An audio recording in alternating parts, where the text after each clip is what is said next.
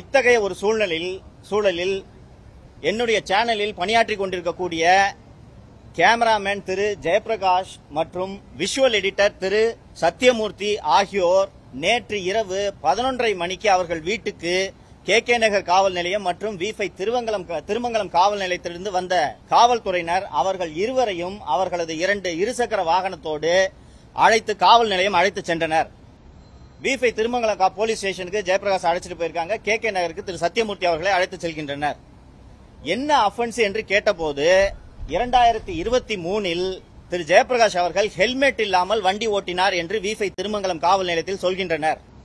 உங்களை போன்ற ஒரு கேமராமேன் தான் ஜெயபிரகாஷ். ஒரு ஊடகத்தில் பணியாற்றும் போது ஒரு வீடியோ கேமராமேனா பணியாற்றும் போது அந்த ஊடகத்தில் பேசுற விஷயங்களுக்கு கேமராமேனும் விஷுவல் எடிட்டரும் எந்த வகையில் பொறுப்பாக முடியும் என்பது கேமராமேன்களான உங்களுக்கு நன்றாக தெரியும். நேற்று நைட்டு 11:30 மணிக்கு ஜெயபிரகாஷையும் திரு சத்தியமூர்த்தி விஷுவல் எடிட்டரையும் கூட்டிட்டு போய் ஸ்டேஷனில் வைத்திருக்கிறார்கள். வழக்கறிஞர்கள் இரவு நேரத்தில் காவல் நிலையம் சென்ற பிறகு இல்ல இவங்க 2 பேரும் என்ன விஷயம்னே சொல்ல மாட்டேங்கிறாங்க. என்ன விஷயங்கன்னு கேட்டா ஜெயபிரகாஷ் கிட்ட 2023ல டி நகர்ல ஹெல்மெட் இல்லாம வண்டி ஓட்டிட்டு போன ஒரு ஃபுட்டேஜை காட்டுறாங்க. அப்படியே இருந்தாலும் ஃபைன் போட்டேன்னா அவர் கட்ட போறாரு. போலீஸ் ஸ்டேஷனுக்கு அழைத்து செல்ல வேண்டிய அவசியம் என்ன? அண்ட் இருசக்கர வாகனங்களை ஹெல்மெட் அணியாமல் சென்றதற்காக இரவு வீட்டுக்கு சென்று ஒரு 2 உதவி ஆணையர்கள் தலைமையில் போய் அவங்களோட இருசக்கர வாகனத்தை பறிமுதல் செய்வதற்கான தேவை என்ன?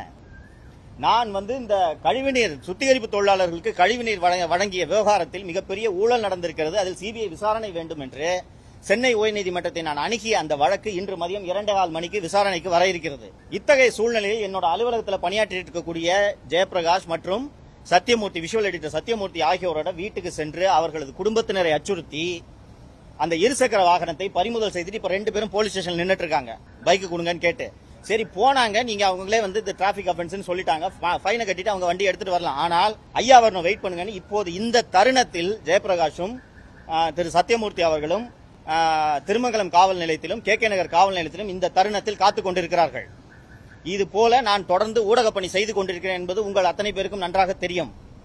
ஒரு சென்னை மாநகரத்தில் ஆணையராக இருக்கக்கூடிய திரு அருண் அவர்கள் பழிவாங்க வேண்டும் என்ற நோக்கத்திற்காக செல்வ பிறந்தை அவர்களோடு சேர்ந்து கொண்டு ஒரு ஊடக நிறுவனத்தில் தொழில்நுட்ப பணியை செய்து கொண்டிருக்கக்கூடிய பத்திரிகையாளர்களை இப்படி துன்புறுத்துவது நடு வீட்டில் கொஞ்சம் யோசிச்சு பாருங்க. ஒரு நிறுவனத்தில் நீங்க எல்லாரும் ஒரு நிறுவனத்தில் ஒரு வீடியோ கேமராமேனா வேலை செய்றீங்க. உங்க வீட்டுக்கு ராத்திரி 12 மணிக்கு நீ 2 வருஷம் முன்னாடி ஹெல்மெட் போடாம பைக்கை தூக்கிட்டு போனா உங்க குடும்பத்தில் உள்ளவர்கள் எப்படி அஞ்சுவார்கள்? இன்னொன்னு உங்களுக்கு தெரியும் ஹெல்மெட் போடாததுக்காக தான் போலீஸ் வீட்டுக்கு வராங்கன்ட்டு.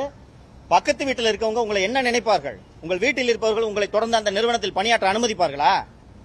ஒரு காவல்துறை அதிகாரி இப்படி அப்பட்டமான துஷ்பிரயோகத்தை செய்து கொண்டிருக்கிறார். இதை இந்த தமிழக அரசின் பொம்மை முதல்வர் வேடிக்கை பார்த்துக் கொண்டிருக்கிறார்.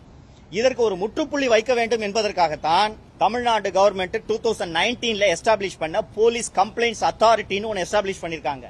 காவல்துறையில் உயர் அதிகாரிகள் மீது புகார் தெரிவிக்க வேண்டும் என்றால் உள்துறை செயலாளர் உச்சநீதிமன்ற உத்தரவின்படி ஏற்படுத்தப்பட்ட கமிட்டி அது. உள்துறை செயலாளர் அந்த போலீஸ் கம்ப்ளைண்ட்ஸ் அத்தாரிட்டியோட சேர்மனா இருப்பாரு. அதோட members head of police force and additional DGP law and order இருப்பாங்க. அண்ட் ஹோம் செக்ரட்டரியோட சேர்பர்சன் ஆஃப் போலீஸ் கம்ப்ளைண்ட்ஸ் அத்தாரிட்டின்ற அவரோட கெப்பாசிட்டியில உள்துறை செயலாளரிடம் நேரடியாக புகார் தெரிவிக்க வேண்டும் என்பதற்காக இன்று வந்தேன். உயர்நீதிமன்றத்தில் அலுவல் ரீதியாக உள்துறை செயலாளர் அவர்கள் உயர்நீதிமன்றம் சென்றிருப்பதால் இன்று ஒரு சார்பு செயலர் அவர்களிடம் இந்த புகாரை நான் நேரடியாக அளித்துவிட்டு வந்திருக்கிறேன். என்னங்க? இல்ல நாங்க நடவடிக்கை எடுக்கிறோம் சொல்லிருக்காங்க. இது ஒரு ஸ்டாச்சுட்டரி ஃபங்க்ஷன். செல்வ கணபதி என்ற துணை செயலாளர், நான் இதை உள்துறை செயலாளரின் கவனத்திற்கு கொண்டு செல்கிறேன். அவங்க இந்த ஸ்டாச்சுட்டரி பாடின்றதுனால அவங்க இதுக்கு மேல என்கொயரி கண்டக்ட் பண்ணியே ஆகணும். இதை மற்ற புகார்களை போல இதை வாங்கி ஓரம் வைப்பதற்கு முடியாது.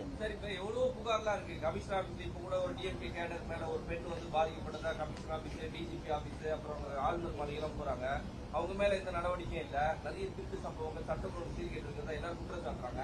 ஒரு சின்ன நடவடிக்கை ஹெல்மெட்டுக்கு இது மாதிரியான ஒரு நடவடிக்கை ஈடுபடணுமா? ரொம்ப அழகா நீங்க கேட்டீங்க.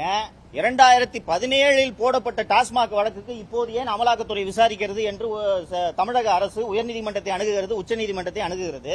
ஹெல்மெட் போடாம போறதுன்றது தவறு என்றாலும் அது ஒரு சாதாரண 1000 ரூபாய் அபராதம் விதிக்கக்கூடிய ஒரு தவறு. அந்த தவறுக்கு 10 போலீஸ் ஜீப்ல போய் ஒரு ஜேர்னலிஸ்டோட வீட்டுக்கு போய் பைக்கை சீஸ் பண்ண வேண்டிய தேவை என்ன? இரவு 11 மணிக்கு அவரது வீட்டுக்கு போக வேண்டிய தேவை என்ன? திரு அருண் அவர்கள் அப்பட்டமாக தனது அதிகாரத்தை துஷ்பிரயோகம் செய்கிறார்.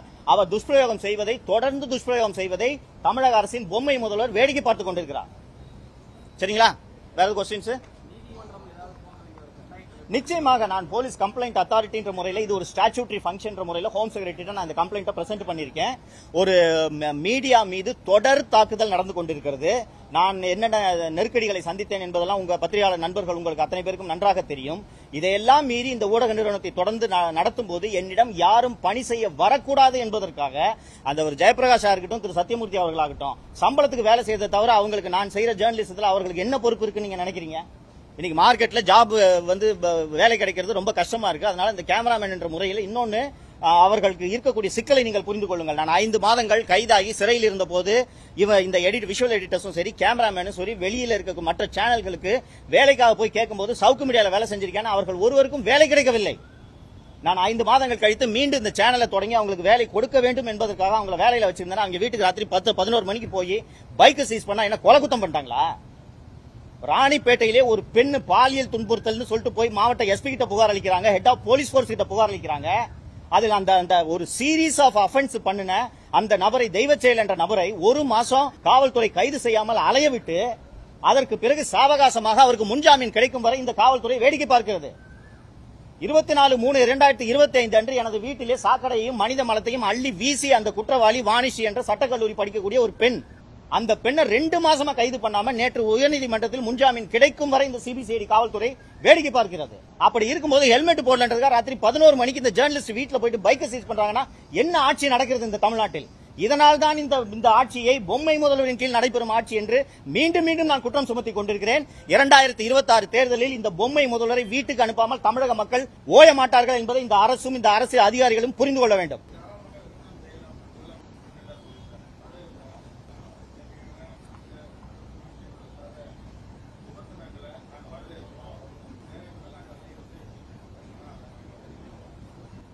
தேவராஜன், உங்களுக்கே நன்றாக தெரியும், நான் தொடர்ந்து இந்த அரசை விமர்சனம் தான் செய்து கொண்டிருக்கிறேன்.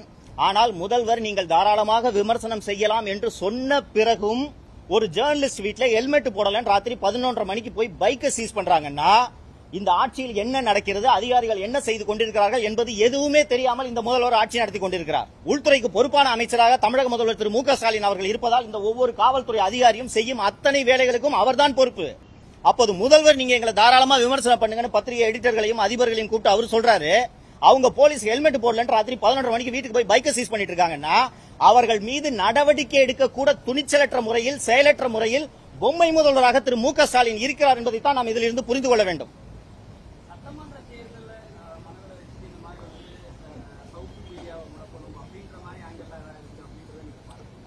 ரொம்ப சரியா கேட்டீங்க. சட்டமன்ற தேர்தல் தொடர்ந்து வருவதால் அரசின் மீது கூர்மையான விமர்சனங்களை சவுக்கு மீடியா தொடர்ந்து வைத்துக் கொண்டிருப்பதால் இந்த நேரத்தில் என்னிடம் பணியாற்றக்கூடிய என்னுடைய ஊழியர்களை இப்படி அச்சுறுத்துவதன் மூலமாக என்னிடம் பணியாற்றுவதற்கு எந்த ஊழியரும் முன்வர மாட்டார். அப்படி எனக்கு ஊழியர்கள், எனக்கு விஷுவல் கேமரா தெரியாது, எனக்கு விஷுவல் எடிட்டிங் பண்றதுக்கு தெரியாது, நான் பேசதான் தெரியும் எனக்கு.